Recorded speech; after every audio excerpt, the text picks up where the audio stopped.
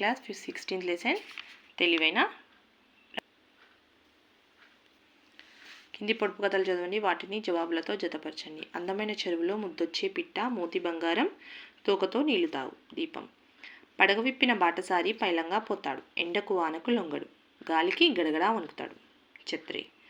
ముక్కు మీదకెక్కు, ముందర చెవులు నొక్కు, జారిందంటే పుట్టుక్కు కళ్ళద్దాలు.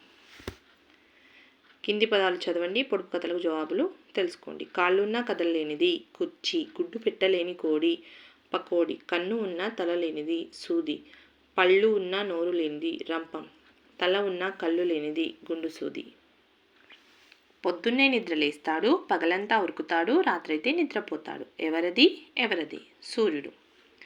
ఆకాశంలో అంబు, అంబులో చెంబు, చెంబులో పాలు, ఏమిటది ఏమిటది? టెంకాయ. నేలను నాకుతుంది, మూలను కూర్చుంటుంది, ఏమిటది ఏమిటది? చీపురు. అమ్మ అంటే కలుస్తాయి, అయ్యా అంటే కలవవు, ఏమిటవి ఏమిటవి? పెదవులు. తప్పులు సరిచేసి రాయండి, వాటిని ఉపయోగించి సొంత వాక్యాలు రాయండి.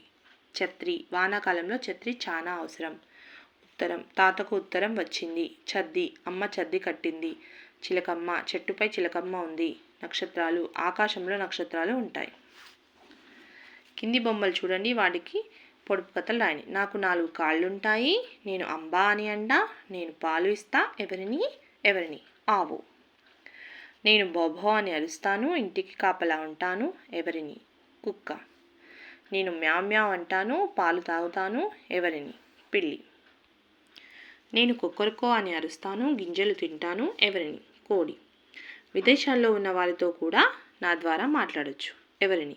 చరవాణి. గళ్ళలోని పదాలతో వాక్యాలు రాయాలి. సీత పాట పాడింది, చెట్టుపై కాకి ఉంది, ఎద్దుల బండి, దేవుడి ముందు దీపం, బడిగంట కొట్టారు, పాము పడగ విప్పింది. ఆదివారం లేదా సెలవు రోజున మీరు ఏమేం పనులు చేస్తారో 4-5 వాక్యాలు రాయండి. చిలుక బొమ్మ గీసి రంగులు వేయండి, దాని గురించి 4 వాక్యాలు రాయండి.